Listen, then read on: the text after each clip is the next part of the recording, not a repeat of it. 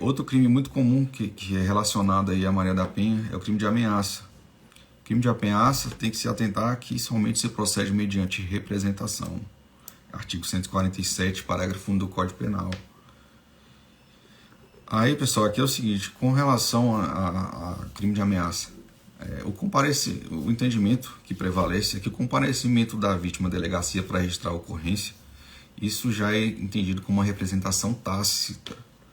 Então, se entende que não é obrigatório constar no bojo do inquérito policial termo de representação ou menção clara da vítima para que seja procedida a denúncia. Mas isso aqui pode ser realmente questionado pelo advogado criminalista. Essa hipótese de representação tácita. Agora sim, caso a vítima registre a ocorrência e no mesmo dia seja colhido o seu depoimento, a gente deve verificar se ela optou por representar criminalmente ou não. Porque se ela depois, e ela pediu essa medida protetiva e afirmou que não queria representar criminalmente, nesse caso deve-se arquivar o inquérito por ausência de representação.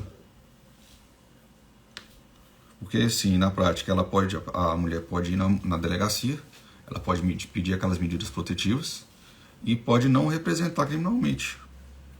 Então, nesse caso, tem que ser arquivado esse inquérito que eventualmente esteja apurando a prática de um crime de ameaça. Porque, repito, somente se procede mediante representação da vítima.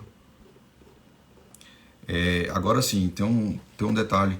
Se a vítima comparecer na sede policial, ela registra a ocorrência, ela presta depoimento representando criminalmente em desfavor do suspeito e posteriormente ela retorna à delegacia para se retratar, nesse caso, deve ser designada uma audiência, nos termos do artigo 16 da Lei 11.340, que dispõe o seguinte: nas ações públicas condicionadas à representação da vítima de que trata esta lei, só será admitida a renúncia à representação perante o juiz em audiência especialmente designada com tal finalidade e antes do recebimento da denúncia ouvido o Ministério Público. Então, se a vítima comparece, representa na delegacia, se ela se retratar na delegacia, pela disposição legal tem que ser marcada uma audiência perante o juiz para ouvir ela, ainda tem que ser ouvido o Ministério Público.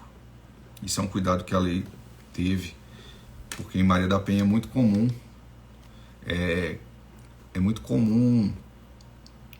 essa retratação. Então, outro crime também muito relacionado à Lei Maria da Penha, é um crime novo, relativamente novo, artigo 147-A, crime de perseguição. Perseguir alguém reiteradamente por qualquer meio, ameaçando a integridade física ou psicológica. Aumenta-se a pena da metade se o crime é cometido contra a mulher em razões de condição do sexo feminino. Agora, pessoal, esse crime de perseguição, ele também somente se procede mediante representação. Ele entrou em vigor em 31 de março de 2021 e revogou a contravenção penal de perturbação da tranquilidade. Então, a mesma coisa que eu falei sobre o crime de ameaça vale para o crime de perseguição. Como ele é condicionado à representação, se a vítima se retratar na delegacia de polícia, deve ser designada uma audiência perante o juiz de direito aí, nos termos do artigo 16 da Lei 11.340. Agora sim, com relação a provas, essa perseguição ela deve ser demonstrada por testemunhas, por comprovante de mensagem, etc. Não basta só ter ali a alegação de perseguição, tem que ter essa demonstração aí, tem que ter testemunha ou alguma prova aí, comprovante de mensagem, enfim. Outro crime também, violência psicológica contra a mulher, 147B, crime também relativamente novo. Causar dano emocional à mulher que a prejudique e perturbe seu pleno desenvolvimento ou que vise a degradar e a controlar suas emoções, comportamentos, crenças e decisões, mediante ameaça, constrangimento, humilhação, manipulação, isolamento, chantagem, ridicularização, limitação do direito de ir e vir, ou qualquer meio que cause prejuízo à sua saúde psicológica e autodeterminação. A pena é de 6 meses de reclusão a 2 anos e multa. Perceba, pessoal, que esse dispositivo, violência psicológica contra a mulher, é um tipo penal aberto e tem diversas condutas para configurá-lo. Agora, ele é difícil de comprovação material.